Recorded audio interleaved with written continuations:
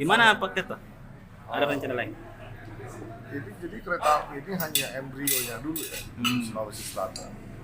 Jadi untuk Maros ke Baru saat ini alhamdulillah sudah diselesaikan. Iya. Dan kalau kita berbicara program induknya sebenarnya itu kereta api Trans Sulawesi.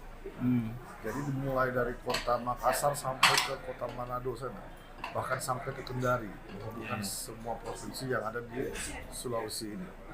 Jadi hanya karena keterbatasan anggaran, tentunya semuanya dikerjakan step by step, bertahap. Dan kita nanti berharap ke depannya akan banyak swasta yang berminat untuk investasi di wilayah pembangunan kereta api ini.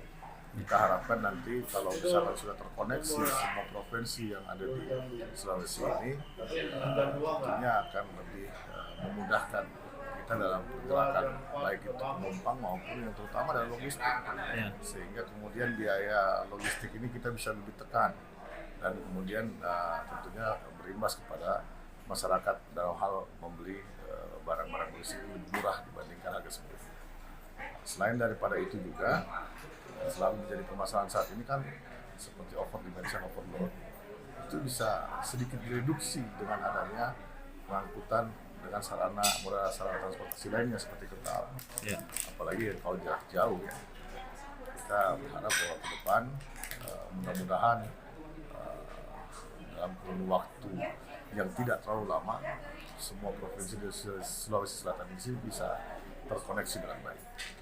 Komitmen di Komisi 5 setelah 2024 bagaimana Pak? Oh iya, kita berharap bahwa pemerintahan yang berikutnya pasti tujuannya tentu adalah membangun. Jadi saya kira apabila ada pergantian menteri di 2024 nanti ke depan, itu program ini tetap harus berjalan. Karena kan untuk wilayah Jawa cenderung sudah terlayani dengan baik. Wilayah Sumatera sudah. Nah, sekarang Sulawesi seperti apa? Sekarang inilah yang menjadi embrio. Maros ke Baru sekarang udah alhamdulillah selesai. Untuk Maros Makassar ini sudah dalam tahap proses pembahasan lahan. Yang mudah-mudahan tahun 2024 sudah selesai sampai ke Makassar ya. Siap. Terima kasih kita.